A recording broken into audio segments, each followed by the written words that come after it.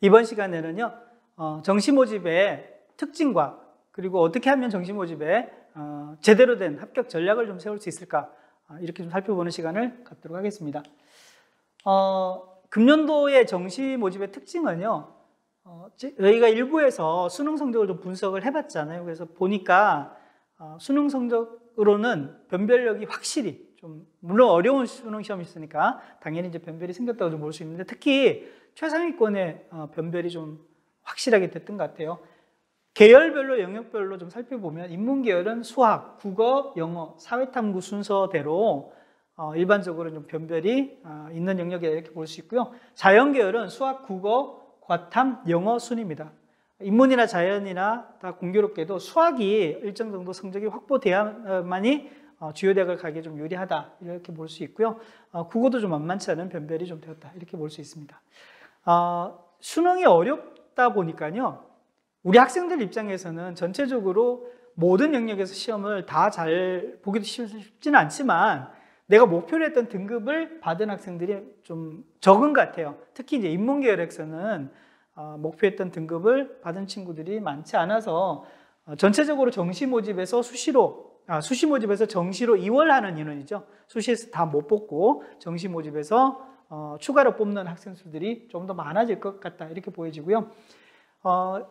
입시 자체가 수능이 바뀌어지다 보니까 대학 입시의 틀 자체는 크게 달라지지 않았는데도 불구하고 지난해 입시 결과들, 과거 예년도에 뭐 3년이든 2년이든 1년치든 입시 결과들을 토대로 해서 이 대학 학과에 갈 수 있을까요? 라는 것을 분석하기에는 금년에 좀 한계가 있는 것 같아요. 저희가 일부에서 총점 기준으로 해서 살펴본 금년도의 수능 총점과 지난해 수능 총점을 조견표를 통해 가지고 살펴봤잖아요. 그것처럼 조금 더 정밀하게 지난해 입시 결과들을 좀 분석해야만이 제대로 된 해석이 좀 가능하다, 이렇게 보여지고요. 영어는 1, 2등급이 3, 4등급에 비해서는 지난해보다는 훨씬 더 좀 유리한 구조가 되는 것 같아요. 그래서 전체적으로 좀 살펴보면은 금년도 대입에서는 정시 모집 인원이 늘어났어요. 물론 바뀐 수능에서 수능 체제가 달라진 건 가장 큰 특징으로 볼 수 있는데 정시 모집 인원이 늘어났어요. 특히 이제 자연계열에서는 약학부가 학부제로 지금 들어오면서 또 인원이 많이 한 1,500명, 1,600명이 늘어나 있는 상황이잖아요. 모집 인원이 많이 늘어난 건 맞지만 바뀐 수능으로 인해서 일반적으로 저희가 지난해까지 가늠해 왔던 뭐 표준 점수랄까요, 100분이랄까요, 이런 가늠선 자체가, 지원 가능선 자체가 상당히 조금 달라졌다는 점을 좀 염두에 두고 좀 정밀하게 살펴봐야 될 것 같습니다. 자, 일정은요, 뭐 여기서 다 말씀 안 드려도 될 것 같은데 생명과학2 때문에 지금 수시 모집 합격자 발표가 조금 더 늦춰졌지만 정시 모집 원서 접수는 일정대로 한다는 거고요. 합격자 발표는 2월 초에 8일 날 하고요. 전체적으로 2월 중순까지 미등록 충원이 이루어진다, 이렇게 보시면 되겠습니다. 정시 모집의 특징 중에서 아까 말씀드렸던 대로 전체적으로 모집 인원은 한 4,100명 정도가 대입 전형 계획 발표할 때 보면은 지난해에 비해서 늘어났습니다. 그래서 84,175명 정도를 정시에서 선발한다라고 되어 있는데요. 뭐 전체 모집 규모보다는 저희가 대학별로 또는 군별로 이렇게 좀 나눠 본 건데, 이것도 사실은 뭐 상위권 대학에서 놓고 보면 한 7개 정도 대학 되죠. 7개 정도 대학에서 벌써 지난해에 비해서 한 2,000명 정도 인원이 좀 늘어난 상황이라고 볼 수 있습니다. 그래서 전반적으로 서울에 있는 24개 정도 대학이에요. 주요 대학을 포함해서 24개 정도 되는 대학인데 전체적으로 한 4,400명 정도인 거죠. 그러니까 전체 인원이 아까 보셨던 대로 대략 뭐 줄기도 하고 늘기도 하겠죠. 정시 모집에서 전체적으로 한 4,000명 정도 넘게 늘었는데, 인서울에 있는 주요 대학만 놓고 보더라도 지금 4,000명이 넘는 거니까 대부분의 숫자는 어디에? 인서울에 있는 대학의 주요 대학 기준으로 해서 인원이 많이 늘었다, 이렇게 보셔도 틀리지 않을 것 같아요. 그래서 주요 대학에 갈 수 있는 대학별 커트라인, 합격선은 지난해보다 확실히 더 낮아질 수 있다, 이렇게 보는 게 맞을 것 같습니다. 자, 요거는요, 이 표는 주요 대학의 인문, 자연 계열별로 나눠서 좀 살펴봤는데요. 한 가지 특징은 인문계열 2021학년도, 인문계열 2022학년도 이렇게 보시면 인문계열 가군 2,300명 때에서 3,700명 수준입니다. 그죠? 그러니까 1,500명 정도가 늘었어요. 가군 많이 늘었죠. 나군을 보시면 2,700명에서 3,000명이니까 대략 300명 정도가 느는 거고요. 다군은 598명, 642명이니까 한 50명 정도 크게 뭐 40명 넘게 크게 많이 늘어나지 않았습니다. 인문계열 놓고 보면 가군의 인원이 대폭 늘어났죠. 이런 상황들을 보면 가군의 경쟁률은 지난해에 비해서 낮아질 거예요. 그죠? 그리고 커트라인도 어떻게 해요? 낮아질 거예요. 인원 숫자가 많아지니까. 주요 대학만 놓고 보면요. 그래서 이 15개 대학의 주요 대학의 기준으로 놓고 본다면 분명히 인문계열은 합격선은 지난해보다 바뀐 수능의 영향력도 있지만은 훨씬 더 모집 인원이 더 정시 모집에서 늘어났으니까 더 떨어질 수 있다라고 예측을 할 수 있고요. 인문계열의 자연계열의 가군으로 가보면 자연계열의 가군에서는 작년에 2,500명이었는데 금년에 보면은 3,500명에서 1,000명 정도가 늘었죠. 나군은 작년도 2,500명, 그 다음에 금년도에 3,500명, 역시 1,000명 정도가 늘었습니다. 자연계열에서는 가군, 나군이 다 1,000명 정도가 늘었으니까 지난해하고 크게 다르지는 않을 것 같아요. 하지만 여전히 모집 인원이 늘어난 만큼 합격선 자체는 좀 더 낮아질 수 있는데 바뀐 수능으로 인해서 공교롭게도 점수 자체는 배치 점수 자체는 높아져 있는 상황이기 때문에 지난해 입시 결과와 금년도의 배치 점수 이걸 좀 연결시킬 때는 약간의 혼돈이 좀 올 수가 있어서 각 입시 기간에 나와 있는 여러 배치 점수들을 좀 참고하고 대학별 환산 점수를 좀 정밀하게 하고 난 다음에 판단할 필요가 있다 이렇게 보여지고요. 가군, 나군하고 달리 다군에는 보시면 자연계열도 보면 736명에서 800명이잖아요. 그러니까 한 70명 정도 내외가 좀 늘어난 거예요. 다군은 변화가 거의 없다라고 보셔야 돼요. 그래서 주요 대학으로 놓고 보면 대부분이 다 가군과 나군에서 인문자연공이 많은 인원들을 또 증가해서 확대해서 뽑고 대부분의 주요 대학에 염두에 둔 학생들은 가군과 나군에서 승부수를 띄워서 합격할 수 있는 곳을 반드시 한 곳을 골라야 된다. 이렇게 볼 수 있습니다. 자, 그 다음에 정시 전형 요소별 반영 비율인데요. 이 표에서는 뭐 다른 것보다 아까 그 2부에서 제가 대학별로 학생부 반영하는 대학이 주요 대학에서 이제 한양대가 남아 있었는데 한양대가 마지막으로 금년에 와서 수능 100으로 바뀌면서 모든 대학이 수능이에요. 그래서 정시 모집의 요강을 한마디로 얘기하면 수능 성적 내 거 잘 분석하고 다른 친구들의 수능 성적이 어떤지를 잘 살펴보고 난 다음에 수능의 정밀한 대학별 계산을 통해서 환산 점수를 통해서 보고 난 다음에 가군, 나군, 다군을 고르면 된다. 이렇게 요약할 수 있습니다.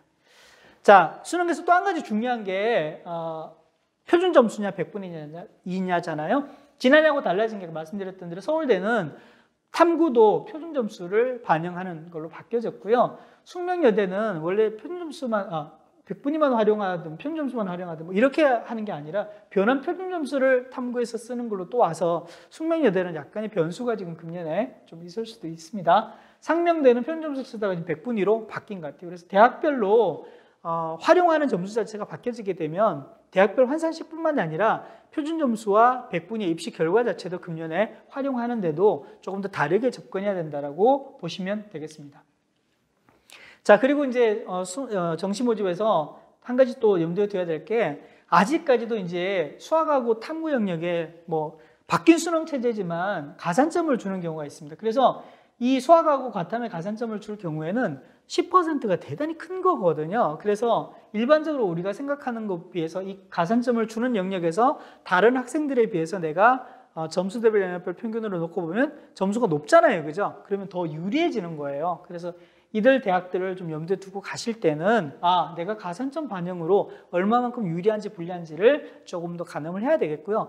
이거는 대학별 환산 점수 계산할 때 좀 주의하셔야 돼요. 나만 높아지는 게 아니라 다른 친구들 다 높아지는 거잖아요. 그래서 내가 높아지는 거에 염두 두시면 안 되고 다른 친구들에 비해서 내가 이 가산점을 주는 영역을 더 잘하느냐 아니면 점수가 더 낮느냐 높으냐를 통해서 유불리를 판단하는 게 중요하다 이렇게 보시면 되겠습니다. 자, 영어도 아까 제가 말씀드렸던 대로요. 보시면 서울대를 비롯해서 고려대처럼 이렇게 지난해에 비해서 등급 간 구분 점수가 좀 달라진 대학들이 있고요. 전통적으로 보면 연세대는 영어의 등급 간 반영 비중의 영향력이 대단히 높고요. 서강대는 상대적으로 낮습니다. 그래서 대학별로 달라진 또는 대학별로 등급 간 구분 점수가 큰 대학들은 영어의 영향력이 높다라고 판단을 하시고 내가 받은 영어 등급과 실제 대학별 계산 환산 점수를 통해서 유불리를 진단하셔야 됩니다. 자, 그 다음에요. 한국사 반영인데 한국사는요 사실은 뭐 염두에 두고 있는 경우가 많지는 않잖아요. 대부분 인문계열은 3등급, 자연계열은 4등급 정도까지 다 만점 점수를 주니까요. 하지만 아래 보시면 동국대에서는 가산점을 반영하는데 1등급, 2등급, 3등급, 4등급에 다 점수가 달라요. 그렇죠? 보이시죠? 이 경우에는 내가 국어, 수학, 영어, 탐구 성적이 비슷하다면은 상대적으로 1, 2점 가지고 내가 더 불리해 줄 수도 있고 유리해 줄 수도 있습니다. 그래서 만약에 지원하는 수준을 보면 3등급 수준인데 내가 한국사가 4등급이잖아요. 그러면 점수 차이가 좀 기본적으로 7점 난다는 거예요. 염두에 두셔야 돼요. 0점 몇 점으로 붙고 떨어지는 거잖아요. 그래서 다른 대학들하고 똑같이 보시지 마시고 이런 특별한 대학들이 있죠. 특정 대학에서는 한국사 영역이라도 실제 환산되는 점수를 내 점수를 좀 챙겨서 비교를 해봐야 된다라고 보시면 됩니다. 자, 그 다음에 탐구 한 개 과목을 반영하는 대학들도 있어요. 여기 보시는 대학들인데 내가 탐구 과목을 보니까 하나는 되게 좀 잘 봐서 점수가 잘 나왔는데 하나는 약간 망친 것 같아요. 그래서 점수가 안 나왔어요. 그럴 경우에는 탐구 한 개 영역만 반영하는 대학에 지원하는 대학들도 있으니까 좀 살펴보시는 게 중요한데요. 근데 이들 대학들은 탐구가 한 과목만 반영되잖아요. 누구나 다 둘 중에 잘하는 하나를 가져오기 때문에 실제로는 점수가 높아요. 두 과목을 반영하는 대학보다는. 그래서 입시 결과를 해석할 때 그냥 두 과목 다 반영 보시지 말고 한 과목 반영했을 때 더 높아질 수도 있다는 점을 좀 염두에 두시고 살펴보셔야 되겠고요. 지금 앞에서도 잠깐 말씀드렸는데 제2외국어 한문을 탐구 한 과목으로 대체해주지 않는 대학들도 있잖아요. 그들 대학들은 또 반대로 지난해보다 입시 결과가 좀 낮아질 수도 있잖아요. 3개 중에 2개가 아니라 그죠? 2개 중에 2개 그대로 반영하니까. 그래서 탐구 한 과목이냐 제2외국어 한문 대체냐 이런 부분도 금년에는 없어지고 있어지고 하는 부분들을 좀 염두에 잘 두시고 유불리를 판단하셔야 된다. 이렇게 보면 좋겠습니다. 자, 그 다음에 수시 모집에서 2월 되는 인원인데요. 자, 수시 모집에서 다 못 뽑고 2월 되는 인원들이 해마다 줄어들어요. 보니까 작년에는 좀 늘어났네요. 인문계열 보니까 주요 대학들이네요. 주요 대학들에서 정시 모집으로 2월 된 인원 숫자가 426명에서 382명으로 2021학년도에는 조금 줄어들긴 했어요. 대학별로 약간의 차이는 있습니다만 서울대를 제외하고 나면 주로 연대, 그쵸? 고대, 서강대, 성균관대, 그 다음에 이화여대 등 주요 대학들이네요. 경희대가 좀 17명에서 56명으로 좀 늘어난 게 좀 특징적이라고 볼 수 있는데요. 여기에서는 이 계열의 인원들을 대학별로 봤잖아요. 근데 대학별로 보시면 안 되고요. 인문계열 학생들을 대학의 모집 단위별로 12월 29일 날 수시에서 2월 되는 최종 모집 단위가 있을 거잖아요. 그 모집 단위를 잘 보시고 최초 인원에 비해서 몇 명이나 더 늘어났는지를 보셔야 됩니다. 인원이 더 많이 늘어나면 많이 늘어날수록 나한테는 어떻게 해요? 유리한 거겠죠. 네, 자연계열을 보시면은요. 자연계열은 주요 대학에 지난해 705명이 수시 모집에서 다 못 뽑고 정시 모집으로 2월 된 인원 숫자인데 재작년에 705명에서 작년에 517명으로 많이 줄어들었습니다. 그죠? 한 200명 가까이 188명이 줄어들었는데 전체적으로는 서울대가 많이 줄어든 게 가장 큰 영향을 준 것 같아요. 물론 이제 연세대도 많이 줄어들긴 했습니다만. 그래서 일반적으로 우리가 이 인문계열과 마찬가지로 자연계열에서도 모집 단위별로 수시 모집에서 다 뽑지 못하고 정시 모집으로 얼마만큼 2월 되는지를 좀 살펴보는 게 중요하다고 볼 수 있습니다. 역시 이제 12월 29일 날 발표되는 모집 단위를 봐서 최초 모집 인원에서 수시에서 2월 돼서 얼마나 더 늘어났는지를 보시면 실제 배치 점수보다 합격선이 좀 더 낮아도 될 수 있고요. 2월 되는 인원이 거의 없으면 그 배치 점수가 대부분 유지가 된다. 이렇게 보시면 되겠습니다.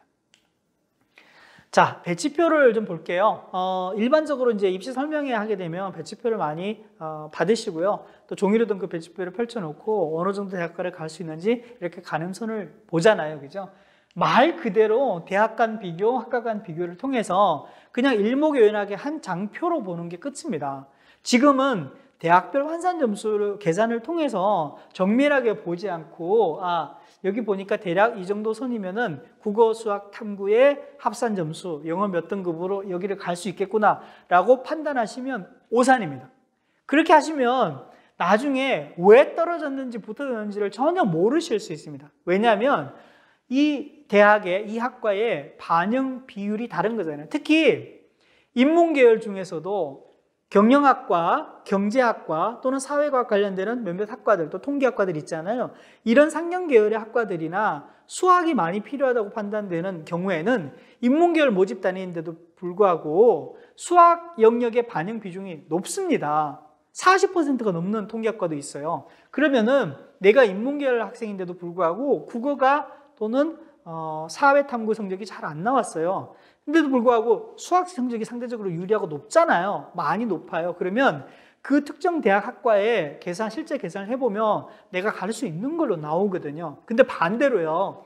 총점을 다 합했더니 돼요. 충분히 배치표상으로 되는데 나는 다른 친구보다 수학의 성적이 좀 낮아요. 근데 그 학과가 괜찮아 보여요? 수학 반영 비중이 높은데 계산 안 해보고 덜커덕 넣잖아요. 그럼 대학별 환산 점수에서는 내가 불리하게 나오는 거예요. 마이너스 점수가 지원 가능 점수에 비해서 마이너스 점수가 나올 수도 있다는 거예요. 불리한 거죠. 그래서 요거는 정말 참고로 해서 보시고 대학을 골라놓고는 어떻게 해요? 대학별 실제 환산 점수로 반드시 계산을 해야 된다라고 보시면 됩니다. 자, 여기서는 유불리, 그 다음에 어느 정도 갈 수 있는지 위치만 찍어서 확인을 하자라는 겁니다. 자, 그러면 입시 기관별로 배치 점수는 어떻게 만들어질까요? 네, 배치표상에 있는 배치 점수 얘기를 하는 거고요. 대학별로 실제 환산 점수는 이걸 토대로 해서 또 이제 디테일하게, 정밀하게 계산이 들어가는데, 자, 우리 학부모님들, 특히 이제 부모님들이 많이 오해하고 계십니다. 일부 학생들도 그런 경우 있는데요. 배치 점수는요, 처음부터 다 추가 합격까지 다 포함한 최종 등록자 기준으로 만든 점수예요. 일반적으로 배치 점수보다 커트라인은 더 내려갈 수 있다고 생각하는데, 물론 내려갈 수는 있어요. 수시에서 이월되는 인원이 좀 많아지면은. 하지만 그 한계선이 분명히 존재해서 저희가 생각하는 것보다 점수가 많이 안 내려간다고 염두에 두셔야 돼요. 내려갈 수 있다는 기준은 이게 커트라인이 아니라 70 내지 85% 커트라인이죠. 100명 기준으로 해서 70등이냐 85등이냐 선이기 때문에 85등 밑으로, 그죠? 70등 밑으로 100명까지 가게 되면 이 학생들이 남아있기 때문에 커트라인, 최종 커트라인은 낮아질 수 있죠. 그게 다라는 겁니다. 그죠? 그래서 절대 배치 점수보다 많이 낮게 넣어서 합격할 수 있다라고 기대는 하지 말자. 그죠? 물론 합격할 수도 있지만 라고 보시면 되겠고요. 이게 예년 입시 결과들하고 최근에 수시 모집까지 포함한 이 모집 단위의 경향들을 좀 보는 거잖아요. 그러다 보니까 예년 결과를 참고를 하다 보니까 금년도 입시 상황하고 좀 달라질 수 있다는 점 염두에 두셔야 되겠고요. 특히 지난해 입시 결과를 토대로 하기 때문에 최근에 어떤 트렌드를 100% 반영은 못할 수도 있다라고 보셔야 됩니다. 자, 그리고 입시 기관에 따라서 통계 방법이나 또는 입시 결과를 해석하는 데 차이가 존재하죠. 그래서 기관마다 점수가 조금씩 달라질 수 있습니다. 물론 완벽하게 일치하는 해당 대학의 해당 모집 단위도 있지만, 그래서 달라질 수 있다는 점을 좀 염두에 둬야 되고요. 가장 크게 달라지는 것은 점수대 외연별 평균으로 계산되는 건데, 그건 제가 4부에서 다시 추가로 조금 설명을 드리도록 하겠습니다. 자, 우리가 좀 스마트하게 지원을 할 때 뭔가 좀 도움이 되는 거 없나요? 이렇게 보시면 일반적인 상황이에요. 배치 점수가 금년에는 예년보다 더 흔들릴 수 있는 여지가 많죠. 바뀐 수능에 정시 모집 인원 확대에 약대 학부 모집에 등등을 보면요. 근데 그런 거 일반적인 상황에서 보면 그런 상황과 함께 반영 영역 수가 4개 국수 영탐 다 아니고요. 뭐 골라서 반영한다든지 있죠. 4개 중에 3개 고른다든지, 아니면 특정 영역은 필수로 하고 나머지 선택한다든지, 이렇게 2-3개 반영하는 영역에서 변수가 높아요. 그러니까 합격선이 흔들릴 수 있다는 거죠. 탐구 반영 과목 수가 두 과목보다는 한 과목, 표준 점수보다는 100분위, 모집 인원이 30명, 50명, 100명 많은 것보다는 10명 전후되는 거. 그 다음에 대학 안에서도 최상위권에 있는 학과가 오히려 더 흔들리거든요. 중위권 있는 학과나 또는 하위권 있는 학과는 절대 흔들리지 않아요. 눈치 지원하거나 또는 안정 지원하게 되면 상위권 학과에 비해서는 중하위권 학과가 너무 안정적이거든요. 그래서 노림수를 쓴다면 상위권 학과를 오히려 더 보고 노림수를 써서 추합을 보는 게 좀 필요할 것 같고요. 간화군의 일부를 모집하는, 그러니까 원래 중점적으로 뽑는 중심학군은 가군이나 나군에서 나군인데 가군으로 일부 학과를 뽑는 거, 또는 가군이 중심학과인데 중심 입시군인데 나군에서도 일부 학과를 뽑는, 이런 정도를 노리는 게 필요하고요. 다군은 변수가 많습니다. 그래서 입시군에 따라서 좀 달라진다라고 보시면 되겠고요. 영어 등급 간의 점수 차이가 크게 나타나는 데는 변수가 잘 안 생길 수 있어요. 조밀한 데는 어떻든 보면 내 등급 점수가 많이 낮아도 붙을 확률이 있다. 이렇게 보시면 좋을 것 같고요. 나머지는 모집 단위의 변화인데 신설되는 모집 단위 또는 통합되는 모집 단위 또는 금년에 분리되는 모집 단위를 보시면은 좀 참고로 해서 보시면은 금년도의 배치 점수가 원래 예상했던 배치 점수에서 조금 흔들려서 변수가 좀 발생할 수 있는 여지가 있다. 이렇게 보시면 됩니다. 자, 이제 좀 정리해 보면요. 자, 그러면 좀 합격하기 위해서 어떤 전략을 세우는 게 중요한가요? 단계별로 보면 처음 1단계에서는 수능 성적 분석해도 내 것도 분석하지만 다른 학생들의 수능 성적을 분석을 해서 내가 얼마만큼 유리한지 불리한지를 다 계획을 세워놓고 대학별로 학과들을 좀 찾아놔야 되는 거죠. 실제 대학별 환산 점수 계산하기 전에 반드시 내 걸 좀 알아야만이 실제 환산 점수가 나왔을 때 아 그렇구나라고 내가 받아들일 수 있는 거죠.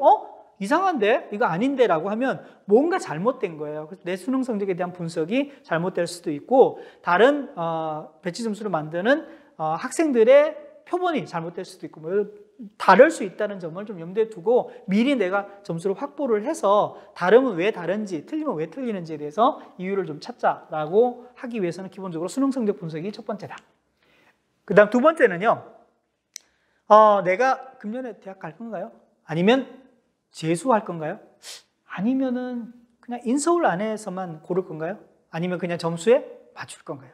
요거 중요하거든요. 그래서 내가 대학을 좀 염두에 두는지, 학과를 염두에 두는지, 아니면 금년에 붙을 건지 떨어질 건지, 재수할 건지 이런 것들을 좀 염두에 두고 기대치 설정하는 게 되게 중요해요. 왜 그러냐면 이게 되지 않으면 가군, 나군, 다군의 대학 학과별로 고는 게 정말 뭐 왔다 갔다 계속 반복적으로 이루어지는데 가군 어디, 나군 어디, 다군 어디 여기가 설정이 잘 안 되거든요. 그래서 어떻게 하실 건지 지금 당장 결정하라는 게 아니고 아직 시간이 남아 있으니까 지원 전까지 이걸 좀 염두에 두시고 판단을 좀 하시기 이전에 기대치를 설정을 하시라는 말씀을 두 번째로 드리고요. 세 번째로는요. 대학과가 골라지고 기대치 설정되면 거기에 맞춰가지고 대학의 입시 정보들을 좀 골라야죠. 그 대학들의 수능과 관련되는 지표들. 그 다음에 아까 추가로 좀 말씀드렸던 경쟁률이라든지 입시 결과라든지 추가 합격 예비 순위라든지 등등을 좀 봐야 되고요. 이 결과들을 좀 염두에 놓고 난 다음에 최종 대학을 선택해야 되는데 왜 모집 단위별로 정보를 대학별로 군별로 고른 대학의 입시 정보들을 정리를 하라고 말씀드리냐면 유리한지 불리한지에 대한 거는 수능 정보도 있지만은 요강 분석을 통한 요강 정보도 있거든요. 그래서 대학별로 모집 단위별로 얼마만큼 유리한지 불리한지를 미리 계획을 세워놓고 판단을 해두셔야만이 나중에 대학별 환산했을 때 그걸 받아들이든지 아니면 이건 아니다라고 다시 확인을 할 수 있다. 이렇게 보시면 되겠습니다. 자, 그 다음에요. 상담 많이 하실 거잖아요. 상담하셔야 돼요. 꼭 한 군데 상담이 아니라 학교 상담도 받으시고 우리 서울시 진학정보연구원에서 하는 상담도 받으시고 대기업 상담도 받으시고 또 여력이 되시면 사설기관에 상담도 받으시고 학원의 상담도 받으시고 학원 상담을 많이 받고 난 다음에 중요한 거는 지원 포트폴리오를 만드는 거거든요. 가군 어디, 나군 어디, 다군 어디. 자, 첫 번째는 이렇게 조합하고 두 번째는 이렇게 조합하고 세 번째는 이렇게 조합하고 그런 것들을 다 만드는데 아까 말씀드렸던 수능 성적 분석도 해야 되고 금년에 입시 기대치를 좀 설정을 해야 되고 대학별 모집 요강을 분석을 해야 되고 자, 그걸 토대로 해서 이렇게 군을 선택을 했어요. 군별로 대학학과를 선택을 했는데 선택하고 난 다음에는요. 저희가 간과하면 안 될 게 이 가군, 나군, 다군은 하나의 줄로 보셔야 됩니다. 하나의 플랫폼에 놓아야 되는 겁니다. 무슨 얘기냐면 조합 1, 조합 2, 조합 3은 하나의 플랫폼인데 조합 1 플랫폼, 조합 2 플랫폼, 조합 3 플랫폼에서 자 나는 조합 2를 선택했어요. 좋죠. 조합 2를 선택해서 보고 크게 무리가 없으면 가자. 다군에 안정 지원하고 나군에 적정 지원하니까 상관없다라고 보시는 거죠. 근데 얘가 살짝 흔들려요. 그래서 나군을 내가 바꿨어요. 어떻게 바꿨냐면 조금 더 높여보자. 상향 지원으로. 좋죠. 상향 지원 충분히 할 수 있어요. 근데 그럼 이런 상황에서 그 다음 판단은 어떻게 해야 되냐면 하나의 플랫폼이라고 그랬잖아요. 나군이 흔들렸으니까 가군도 동시에 따라서 봐야 되고 가군을 어떻게 해야 되냐면 적정이나 안정 쪽으로 돌려내는 겁니다. 그래야만이 전체 조합에서는 금년도에 대학을 가는 그죠? 금년도에 반드시 대학에 가겠어요 하는 안정 지원을 염두에 둔 지원이 될 수 있는 거죠. 안 그러게 되면 다군의 안정이 있으니까 상관없다라고 보실 수도 있으나 다군의 안정이 약간 흔들리면 가나 다군이 다 흔들릴 수 있어요. 그러면 금년에 반드시 대학에 가겠다라고 처음에 내가 설정해야 될 기대치가 무너질 수 있다는 겁니다. 그죠? 염두에 두셔야 됩니다. 그래서 하나의 군이 흔들리면 나머지 군까지 조금 염두에 두고 전체 가나 다군을 다 한번 돌아봐야 된다라고 말씀드릴 수 있습니다. 자, 그 다음 지원을 하시겠죠? 지원하는데 원서 접수 첫날부터 지원을 안 합니다. 첫날 보시면 경쟁률이 아예 0.0 몇 대 1이거나 아예 지원자 수가 없거나 뭐 몇 명 한 자리 숫자인 경우가 많습니다. 그죠? 왜냐하면 원서 접수가 시작되고 마지막까지 끝까지 눈치 지원을 할 거기 때문에. 그죠? 끝까지 경쟁률을 보고 지원을 합니다. 자, 그러다 보니까 우리가 이 과정에서 처음 기대치가 자꾸 흔들릴 수 있는 거죠. 아까 방금 4단계에서 보셨잖아요. 근데 흔들릴 때는 어떻게 되냐면 상담했을 때 내가 왜 이 조합을 선택했는지를 반드시 염두에 두셔야 되고 군을 바꿀 때는 왜 바꿔야 되는지를 적어도 상담했던 한 선생님이나 또 한 두 곳 정도는 확인을 다시 해보고 이렇게 바꿨는데 상관이 없을까요? 괜찮을까요? 라는 것에 대한 확인을 좀 하시는 작업이 필요하다고 말씀드릴 수 있습니다. 왜냐하면 원서 접수 때는 마지막 경쟁률 보고 나면 다 깜깜이 지원이잖아요. 아무도 몰라요. 문 열고 나면, 뚜껑 열고 나면. 처음에 경쟁률이 1대1도 안 됐는데 나중에 열어보니까 10대1이에요. 정시 모집은 10대1이면 대박이에요. 대학 입장에서는. 근데 지원할 입장에서 뭐 어떻게 돼요? 이거는 진짜 큰일 났다 이런 생각이 드실 거예요, 분명히. 그래서 이 깜깜이 지원을 마지막 단계에서 최대한 좀 준비를 해야 되는데 그러다 보면 가군, 나군, 다군에 처음 내가 지원하려고 했던 패턴을 깨뜨리면 안 되는데 이게 쉽진 않죠. 왜냐하면 모의 지원 자꾸 해보면 심리적인 변화가 일어나거든요. 그죠? 이 부분 좀 조심하셔야 됩니다. 왜냐하면 모의 지원한다고 해서 다 똑같이 그 모의 지원처럼 하는 거 아니거든요. 실제 지원은 달라질 수 있다는 점을 좀 염두에 두시고 마지막 지원까지 처음에 상담했던 거 그리고 중간에 마음이 변하는 거 최종 지원할 때는 반드시 되짚어보고 난 다음에 최종 결정을 하자. 그리고 가군, 나군, 다군을 안정 지원할 건지 아니면 조금 도전 지원할 건지를 반드시 염두에 두자. 그렇게 지원을 판단하시고 최종 지원을 하시면 크게 무리가 없을 것 같습니다.